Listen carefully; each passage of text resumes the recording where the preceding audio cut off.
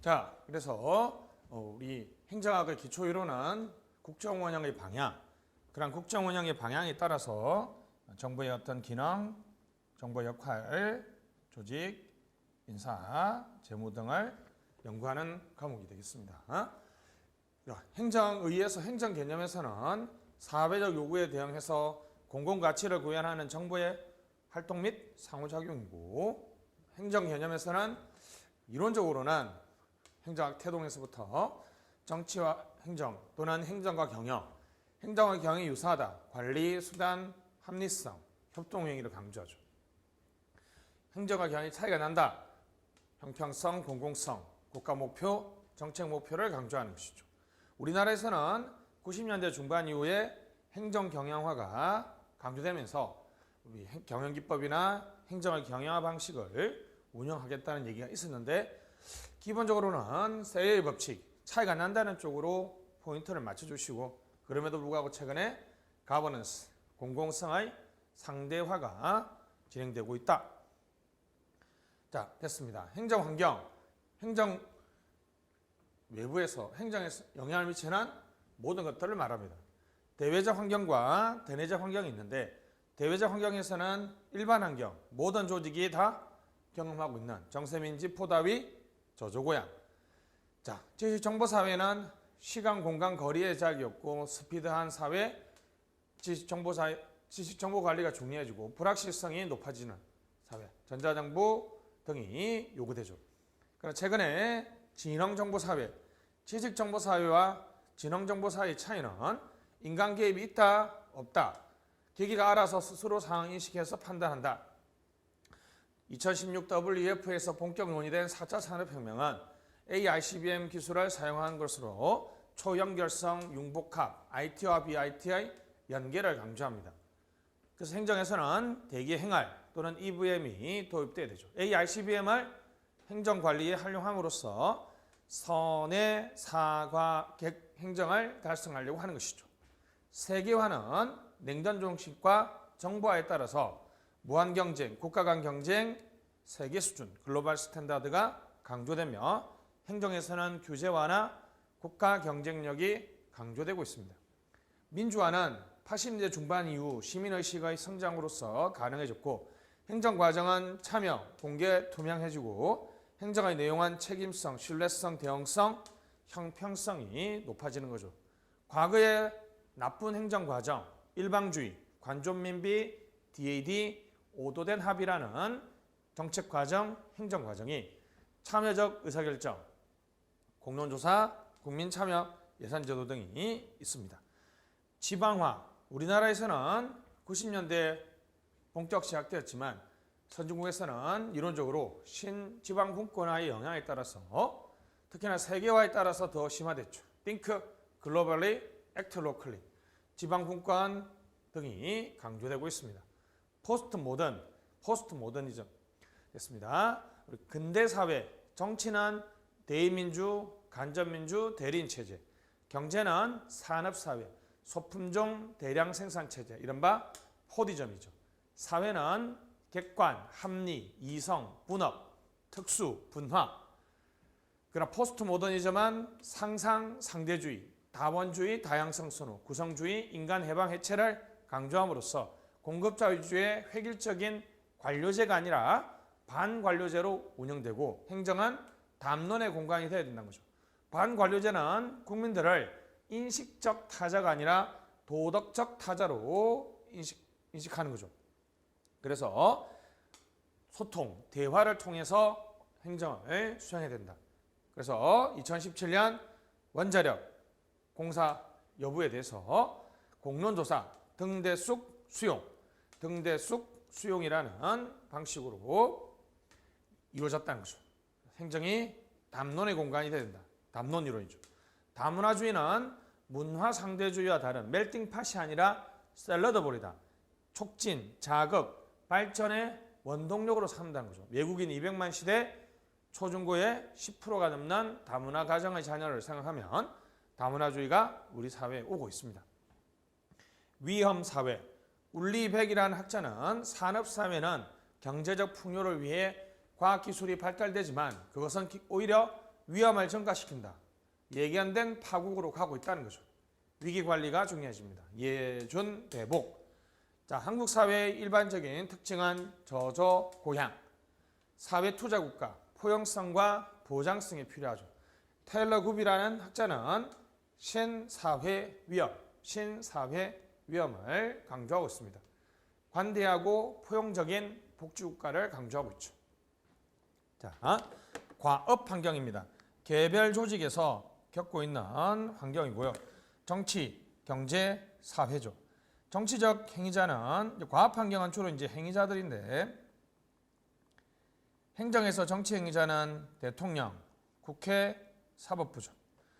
최근의 정치의 변화는 선호집합 민주주의, 이른바 간접 대의 또는 대리인 체제에서 시민민주주의, 직접 민주를 넘어서서 이제 대화 토론을 통한 민주주의, 시민민주주의, 등대숙 수용이 구현되는 민주주의로 가고 있습니다. 자, 됐습니다. 그래서 정치가 나왔고 행정에서는 정치행정이원론, 정치행정이론론으로 바뀌고 있죠. 정치행정이원론은 행정에서 정책 결정, 기능, 가치 판단은 존재하지 않는다, 없다라고 얘기했던 거죠. 근데 시장 실패가 발생하고 행정국가화 심화되면서 정치행정이론론, 행정이 정책 결정 기능을 수행하기 때문에 관료제 자율성, 아주 중요한 단어죠. 관료제 자율성의 문제가 나타납니다. 정책 결정은 하지만 책임을 지지 않는 현상. 아주 직관적인 표현이죠. 엘빈 토플러는 정부를 인비지블 파티라고 그랬죠. 인비지블 파티. 보이지 않는 정당. 보이지 않는다는 말은 책임을 지지 않는다는 거죠. 정당이라는 것은 자신의 정치 선호 가지고 있고 정책을 구현하려고 하지만 정치적 책임을 지지 않는다는 거죠. 그래서 관료제 자율성에 대한 통제. 예체는 관료제적 민주주의를 통해서 관료제를 운영하면서도 관료제의 민주적 운영을 통해서 관료제와 민주주의를 조화시킬 수 있다. 톰슨이라는 학자는 일상급 고위층은 정치적인 통제를 강조함으로써 대형성, 책임성을 강조해주고 중하위 계층은 행정의 논리, 전문성을 강조해주는 관점에서 그래서 고위층인 상황에서는 정치 통제, 중하위 관료들은 행정의 논리를 강조함으로써 정치와 행정을 조화시킬 수 있다는 거죠. 상황적 접근이죠. 상황적 합론입니다. 상황적 합론. 자, 행정과 정치가 놓으면 무조건 이원론에서의 이론론, 관료제 자율성, 인비지블 파티부터 시작해줘야 됩니다. 우리나라는 발전 국가의 경로 우선성을 긋고 있기 때문에 이것이 훨씬 더 크겠죠. 관료제 자율성에 대한 통제, 여러 가지 학자들이 있지만 바로 톰슨의 계층별 논의, 롬직과 듀니가의 행정 책임, 그렇죠. 책임을 지지 않는다 그랬으니까 행정 책임을 많이 지울 수 있으려면 네 가지의 책임, 내외 강약, 법관 패치, 기억하시죠? 내외 강약의 법관 패치의 책임이 필요하다는 거죠. 경제 환경과 행정은 역시 됐습니다. 시장 실패, 1929년 10월 26일로 대표되는 시장 실패가 있습니다.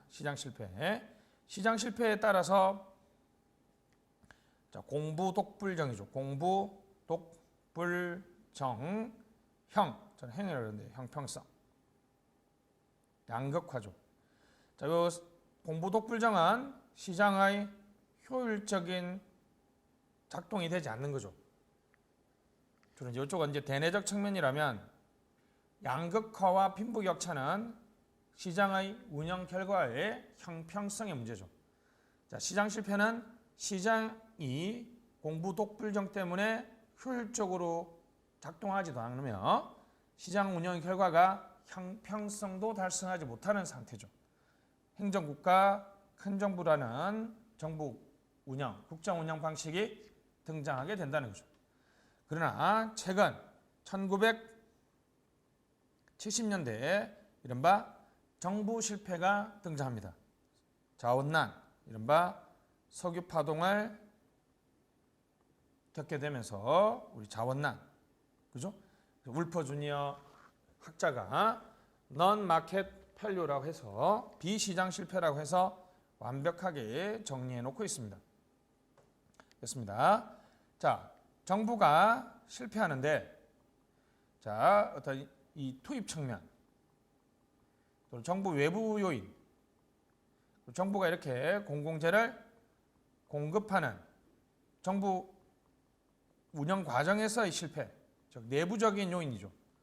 자, 이쪽을 우리가 수요 측면이라고 얘기해요. 수요 측면은 외부 요인입니다. 정치가들은 근시안, 마요피아죠. 우리 재정 규율이 완화된 이유가 뭐라고요? 선심성 정책을, 그죠? 선심, 성정책, 낭비, 정책을 사업을 남발한다는 거죠. 왜냐하면 정치가들은 시간 할인율이 높습니다. 시간 할인율이 높다는 것은 장기적인 고려보다는 단기적인 사업을 더 선호한다는 거죠. 됐습니다. 미시적 전련입니다. 미시전련. 미시전련은 편익은 소수에게 발생하고 비용은 다수에게 발생하는, 부담되는 현상이죠. 우리가 제가 맨날 얘기하는 편의점에서 상비약을 판매를 못하고 있으면서 약사 집단이 상당히 큰 혜택을 누리고 있죠. 근데 야간에 상비약을 편의점에서 살 수 없음으로써 비용은 불특정 다수가 부담하고 있습니다. 이러한 편의점에서 약을 파지 못하도록 규제하고 있는 것은 약사 집단이 지대 추구를 하죠. 렌트 시킹을 해서 관료들, 국회의원들을 포획시키면 그 세 명이 이익 공동체가 된다는 거죠. 무슨 삼각형? 철의 삼각형. 순서죠. 지대 추구를 하면 포획되어서 철의 삼각형이 됩니다. 합리적인 바람직한 사회 선호, 정부에게 투입하는 측면에서 바람직한 사회 선호가 형성되지 않는다는 거죠. LO의 불가능성 정리와 똑같은 말이죠. 정부 수요 측면은 바람직한 사회 선호가 형성되지 않는 이유죠. 정부 수요가 정확하게 바람직하게 형성되지 않는 이유를 말합니다. LO의 불가능성 정리. 정치가들의 근시환, 우리 지대추구, 포획, 철의 삼각형, 또는 시민들도 투표권을 통해서 우리 사회복지 정책들을 많이 요구하게 되면 우리 바람직한 사회 선호가 형성되지 않습니다. 자, 공급 측면에서는 정부 생산물이 무형이죠. 무형은 성과 관리 측정이 상당히 어렵다는 거죠. 특히나 생산 함수가 존재하지 않기 때문에 정확한 투입 산출 관계를 도출할 수가 없습니다. 게다가 독점이죠. 독점은 잘 아시죠? X 비율성. 라이벤슈타인이 말했던 X 비율성이 나타납니다. X 비율성. 라이벤슈타인이 말했던 X 비율성이 나타나죠. 종결 장치가 없으면 계속 그 사업을 하게 됐죠. 최근에 이제 규제 일몰 제등을 통해서 이걸 많이 돌려가고 있죠. 자, 무형의 생산함수 부존재의 독점이다. 이것이 정부 공급 측면에서의 상당히 큰 문제죠. 특히나 이제 생산함수가 존재하지 않는다는 거죠. 기업은 이렇게 노동과 자본이라는 생산함수가 존재하기 때문에 10명 10개였다. 2명 2대를 더했을 때 몇 개가 더 생산되는지를 우리가 계산해 낼 수가 있죠. 왜? 생산함수가 존재하지 않기 때문에. 좋은 교육 서비스를 제공하기 위해서는 교사도 중요하죠. 교재도 중요하고 시설도 중요하고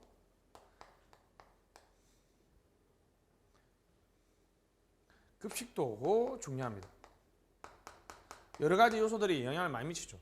그럼 예를 들면 교사 월급을 10% 올려줬을 때, 여기 직원들 월급을 10% 올려줬을 때 얼마만큼 더 생산량이 많아지는지는 바로 생산함수가 존재하기 때문에 민간 기업은 계산할 수 있지만 10% 올려주고 교재를 바꿔주고 시설을 바꿔주고 급식을 무상급식을 했을 때 과연 얼마만큼의 교육 서비스 질을 향상시켰느냐 알 수 있을까요? 일단 이 생산함수 자체가 존재하지 않고 이 교육 서비스라는 것이 무형이죠.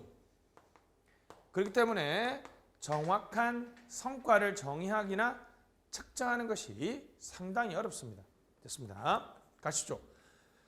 정부 공급 과정에서는 무형의 생산함수의 부존재, 독점이라는 것 때문에 비용 중복과 낭비가 발생할 소지가 많습니다. 자, 그래서 정부 실패의 유형, 내파분비겠죠. 내부성입니다. 외부 목표보다는 외부 궁극적인 목표보다는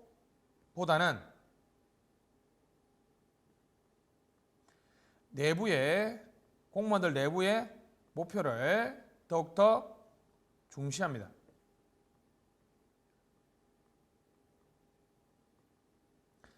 자, 119는 생명을 구조하는 거죠.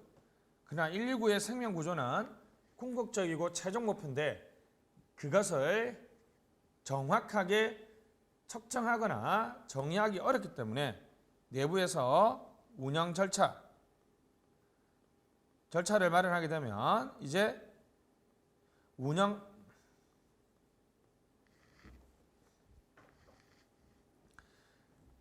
그래서 이제 생명을 구호하겠다. 이것은 대외적으로 119의 목표지만 생명 구호를 위해서 어떻게 출동을 하고 구조 활동은 어떻게 할 것인가에 관해서 내부 운영 규칙이 있습니다. 절차가 있겠죠. 그러면 생명을 구호했다는 대외적이고 추상적 목표보다는 관료 조직은 내부의 운영 절차와 규칙을 더욱더 중시합니다. 주로 이런 것들이 정보 처리, 예산, 최신 기술이죠. 자, 내부의 공무원들이 세워놓은 자신들의 내부 목표는 뭐라고요? 정보, 예산, 최신 기술입니다. 그래서 이것들을 더욱더 중시하죠. 파생적 외부 효과는 정부 활동으로 인해서 사회 상태가 왜곡된다는 거죠. 아직까지 좀 논쟁적이긴 하지만 이번에 계약 경신 청구권을 인정함으로써 지금 서울시 전세가 등이 지금 막 폭등하거나 문제가 많다고 얘기하는 것들이 파생적 외부 효과라고 볼 수도 있습니다. 정부가 개입하게 되면 발생하는 부정적이고 비의도적인 효과들을 파생적 외부 효과입니다. 특혜, 분배에서의 불공평성, 어떤 기업은 엄청 혜택을 많이 주고 다른 기업이나 지역, 산업은 혜택을 주지 못했을 때 분배에서의 불공평성이 야기되죠.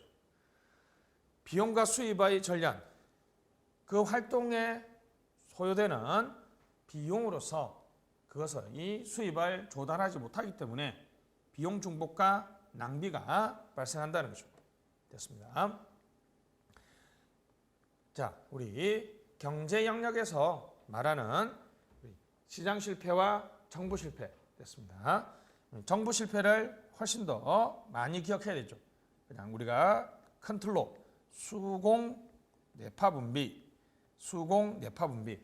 공부독불정형은 기억 안 해도 되겠습니다. 시장 실패보다는 정부 실패가 나올 확률이 많기 때문에 공부독불정형보다는 수공 내파 분비, 수요 정치가 마요피아, 선심, 경제, 지대, 추구, 포획, 철의 삼각형.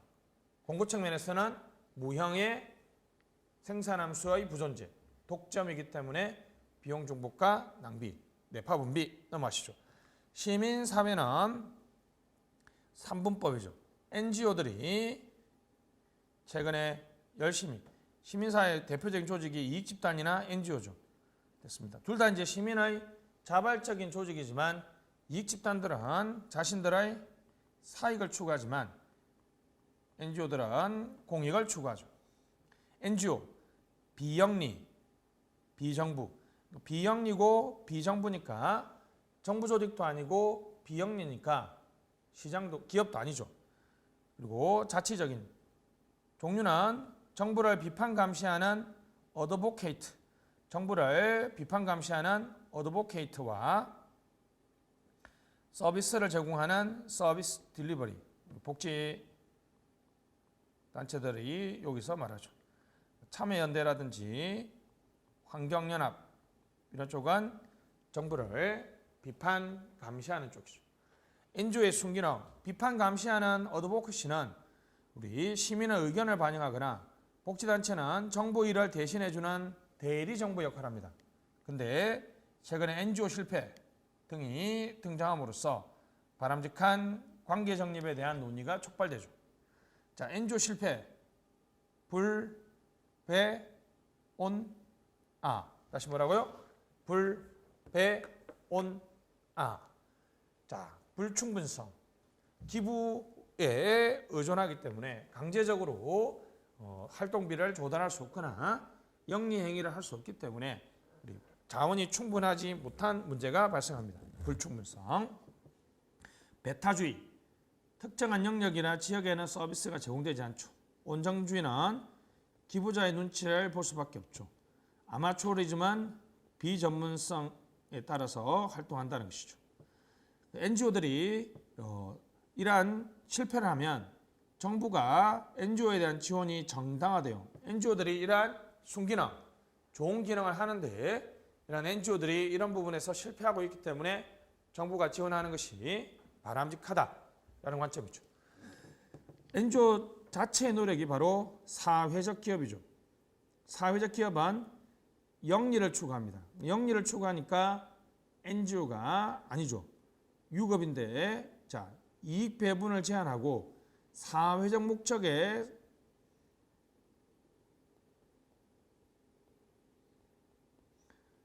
사회 서비스나 취약계층에게만 일자리를 제공함으로써 그죠?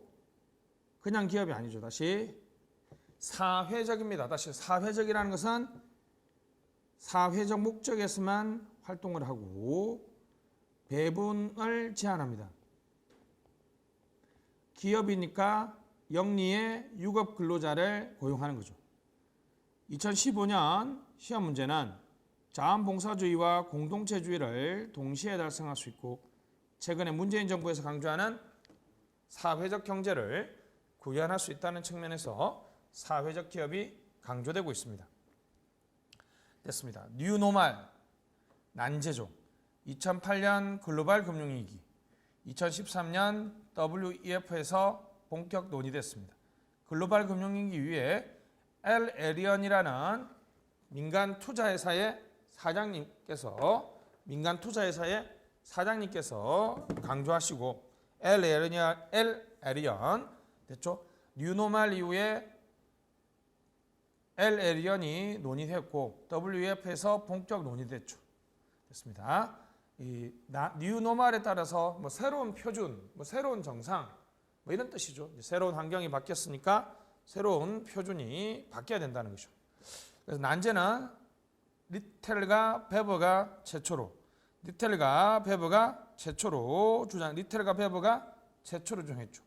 미세먼지, 핀테크, 인터넷은행, 자율주행카, 카풀과 같이 비구연교, 베버와 카데미안에 의하면 이거 외워야 되죠. 베버와 카데미안에 의하면 코로나19도 되겠죠.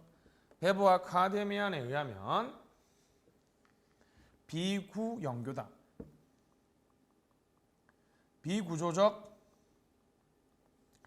그래서 문제 정의가 어렵고 원인과 결과를 정확하게 정의하기 어렵습니다. 보통 이제 제3종 오류, 문제 정의가 실패한 거죠. 보통 이것을 메타 오류라고 그러죠. 근본적 오류라고 합니다. 문제 정의를 잘못하면 목표 설정이나 대안 탐색 자체가 의미가 없어지죠. 교차적이란 말은 융복합적이죠. 코로나, 자율주행카, 차의 문제이고 통신의 문제이기도 하고 보험의 문제이기도 하죠. 자율주행카가 사고 났을 때 어떻게 해결해야 될까요? 다양한 분야의 영역에 이해관계자들이 관련됩니다. 민관 협력과 공공조직 사이 협업이 의사전달, 의사소통이 중요해진다는 거죠. 연속적입니다. 새로운 이슈를 계속 야기하죠. 지속 가능한 협력 체계가 필요하다는 거죠. 자, 난제 써주려면 요 키워드다. 누구요? 2008년 글로벌 금융위기, LL이언 2013 WEF에서 본격 논의된 배부와 그아데미아는 뉴노멀은 난제를 증가시킨다는 거죠. 그래서 비구영교다. 그렇죠. 비구니가 되었다. 서영교 의원이 비구니가 되었다. 비구영교 됐습니다. 자, 여기까지가 대외적 환경 변화고요. 자, 대내적 환경 변화가 있습니다. 대내적 환경 변화는 조금 다른 게 하나 있죠. 뭐죠? 인사행정은 공무원을 다루기 때문에 여성 차붐, 50%에 육박하는 여성 공무원, 50%에 육박하는 여성 공무원, 차세대들, 맥공년 세대들 이후 Y세대와 G세대죠.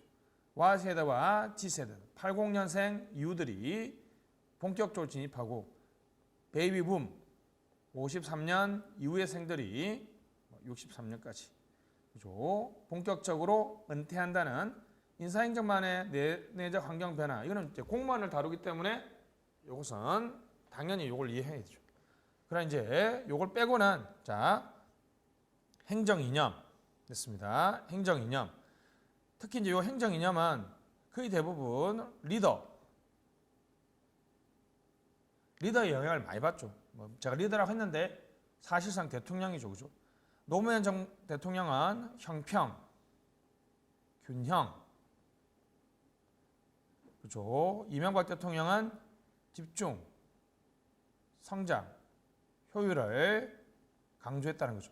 그래서 가장 차이가 나는 게 행정수도 이전을 찬성하지만 이쪽은 행정수도 이전을 반대하죠.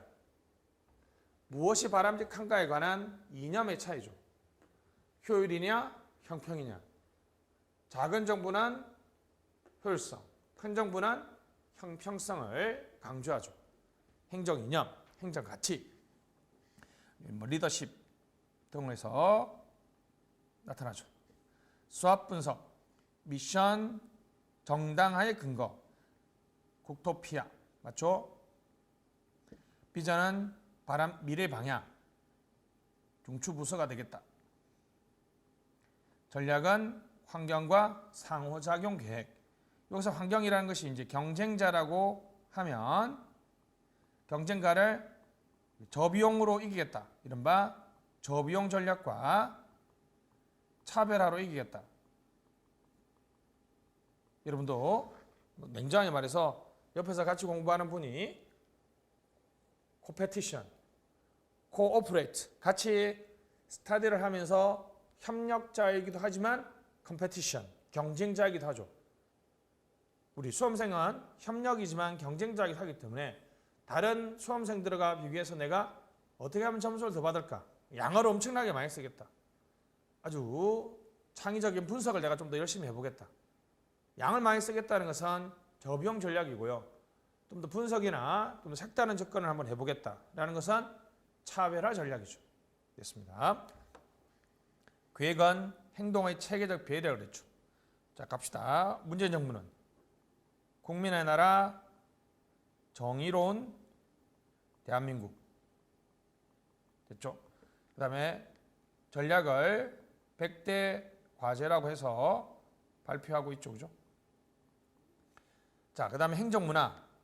공무원들의 어떤 삶의 방식이죠. way of life. 외면적인 것은 뭐 행동, 그죠? 규칙성. 내면적인 것은 가치관, 규범, 철학 등이 되겠습니다. 그죠? 해병대 하면 팔강목은 외면적이죠. 그들이 공통적으로 가지고 있는 가치관, 규범, 철학, 행동의 일관성 등을 문화라고 하죠. 우리나라 행정문화의 대표적인 특징 아까 했던 권위주의, 일방주의, 관존민비 등이 있겠습니다. 일반적으로 얘기하는 대내적 행정 환경 이거고요.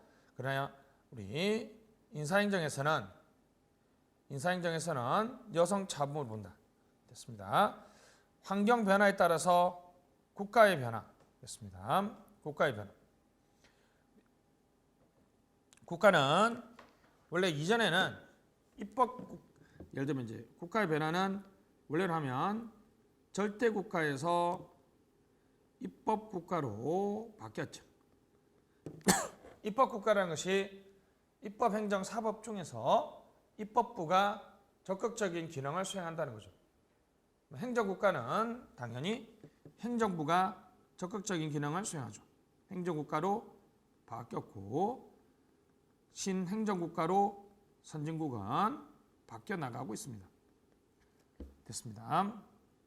근데 한국은 발전국가죠. 08년도 입법고시에 50점으로 출제된 거죠. 발전국가의 제구조화. 자, 행정국가, 그죠? 시장 실패 이후, 맞죠? 1919세기, 20세기 초반 이렇게 잡죠. 등장한 거죠. 국정화 행정주도, 정부 규모.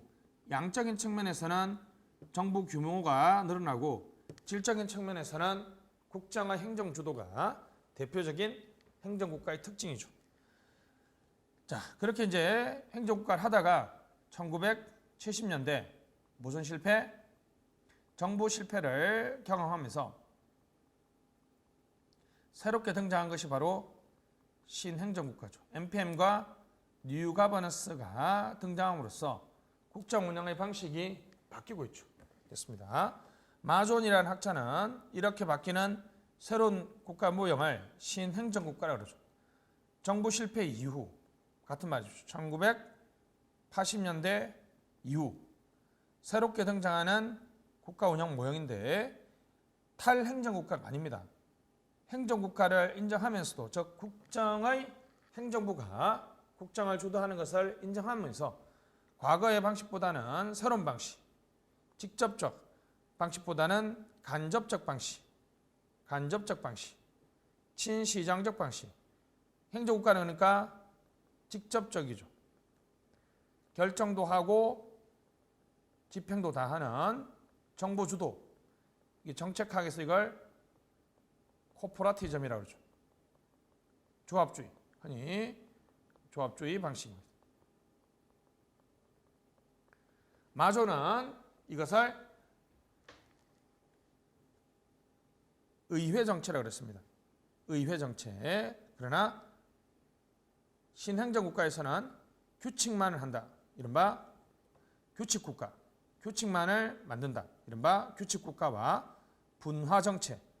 연결망에 의해서 수행되고 국가 기능이 외부로 방출되고 핵심 행정부가 중요해지며 다양한 행위자들이 민간 협력에 따라서 운영된다는 거죠.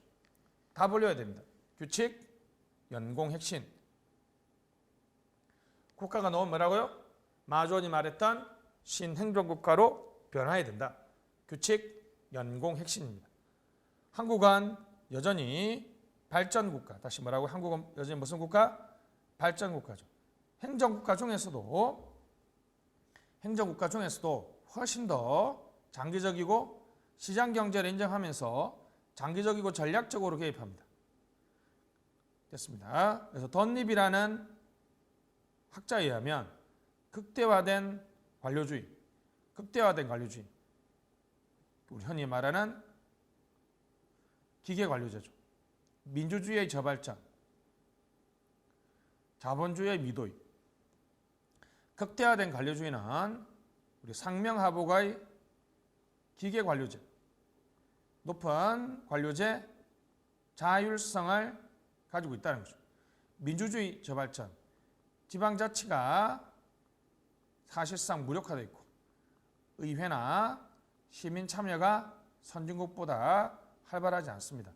자본주의, 우리 천민자본주의라고 그러죠.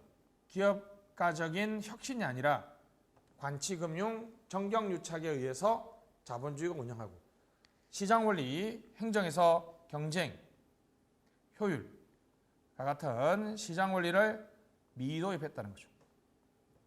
자, 이러한 발전국가를 앞으로는 마존이 말했던 신행정국가, 규칙, 연공, 핵심이라는 신행정국가로의 변화가 필요하다는 것입니다. 자, 한국은 그래서 한국은 발전국가에서 자, 내재적인 발전국가에 내재적인 문제가 있습니다. 좀 극대화된 관료주의, 관존민비, DAD, 일방주의, 시장 원리를 도입하지 않기 때문에 비효율성, 무사한일, 복지부동, 낭비, 우리 아라뱃길, 메르스 등 발전국가의 실패죠. 그래서 외재적으로 행정환경의 변화, 정보화, 세계화, 특히 4차 산업혁명, 민주화 등의 4차 산업혁명, 민주화 등의 환경이 변화하고 있기 때문에 이제 신행정국가로 변화가 필요하다. 신행정국가로의 변화가 필요하다. 신행정국가는 뭐다? 규칙, 연공, 핵심이라는 의회 정체가 아니라 분화 정체로 활동한다는 것이죠. 됐습니다. 자, 이번 강의는 여기까지 하고요. 다음 강의에 2장을 공부하도록 하겠습니다. 수고하셨습니다.